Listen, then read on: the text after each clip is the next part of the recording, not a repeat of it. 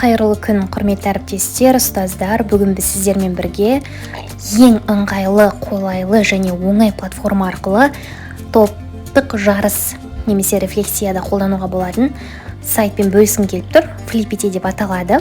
Ішінде қараңыздар, бір ғана емес, бірнеше осындай сайттар бар, ойындар бар. Соның бірін көрсетемін. Дәл топқа арналған түрі. Ең әуелі Flippity.net деп жазамыз және осылай кіреміз. Үлгі ретінде сіздерге көрсетіп қойған ағылшынша сұрағы және жауабы бар.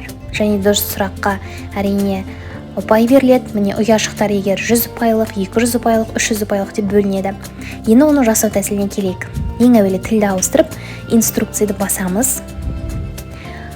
Кірген кезде этого шаблонын басамыз және бұл жерде создать копию деген бар. Соны басамыз. Бұл бізде компьютер немесе ноутбук арқылы жасалады.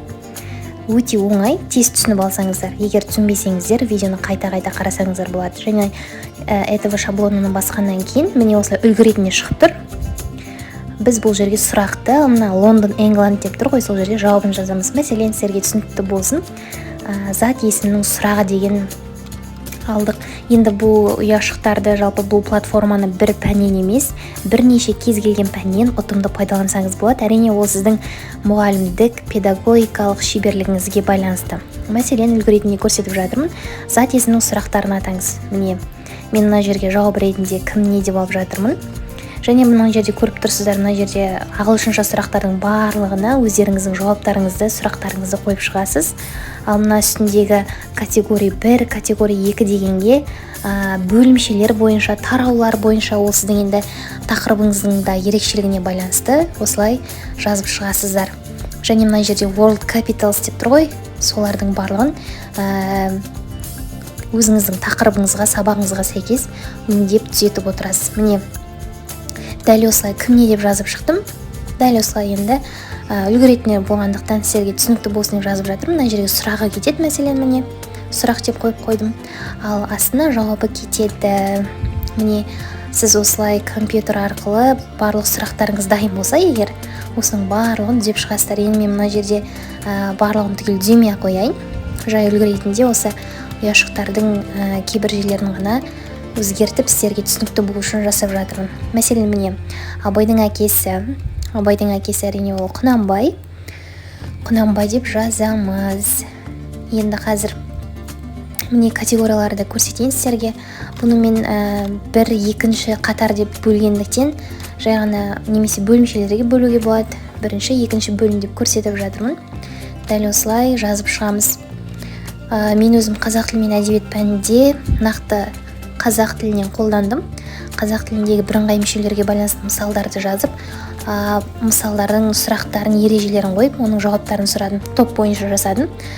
Бұл эксперимент ретінде жүзеге асқандықтан, оқушылардың көңілінен шыққандықтан, оқушылардың назары тез ауғандықтан мен бұл платформаны сіздерге ұсынар едім. Міне қараңыздар, мен алғашқы ұяшықтарын осылай бірінші бөлім, екінші бөліммен енді қалай ойнатамыз. Міне ең әуелі файлды басамыз. Файлды ашқан кезде міне көріп тұрсыздар. Поделицаны басамыз. Поделицадан кейін опубликовать в интернете деген сөз шықты. Міне бізде бұл жерде тағы публикация в интернете деп шығады. Соны опубликовайтты басып және окейді басасыз. Сол кезде міне осы сілтеме берді. Сіз сілтемені мышканың сол жағын басып, оң жағын басып, оны копировать етіп аласыз да, оны кәдімгідей бөлек Google'дан қайтадан осылай форма ашып, дәл жаңағы сайтты вставить етесіз. Және интерді басасыз. Міне біздің жаңа құраған сұрағымыздың барлығы осы жерге қайтадан шықты. Енді біз бұл енді мен түгел дұрыстамадым ғой. Кейбір дұрыстаған жерлерім ғана көрініп тұр. Егер мынаны түгел түзесеңіздер, өздеріңіздің сұрақтарың шығады. Енді мына жоғарыда get the link here деген тұр ғой. Соны басамыз. Және мына рукук жазуды тағы да копировать етеміз. Енді қараңыздар, бұл сұрақты сіздер алдын ала дайындап қойғаннан кейін барлық сыныптарға жоғалып кетпеу үшін осылай барлығымызда WhatsApp бар ғой. WhatsApp вебте өзіңізге арналған жеке топтарыңызда немесе оқушыларға өзіңіздің жеке чатыңыз болса, соған вставить етіп, дәл осы сілтемені сақтап қойыңыздар. Себебі болашақта сізге керек болады, сол тақырып мүмкін қайталанып қалады басқа сыныпта дегенде, немесе өзіңіздің аттестацияңызда керек болады дегенде. Міне жаңағы сілтемені басқан кезде менің құраған дәл жаңағы сайтым шықты. Қараңыздар, мына жанында тим 1, тим 2 деп мына 4 бұрышта тұр ғой.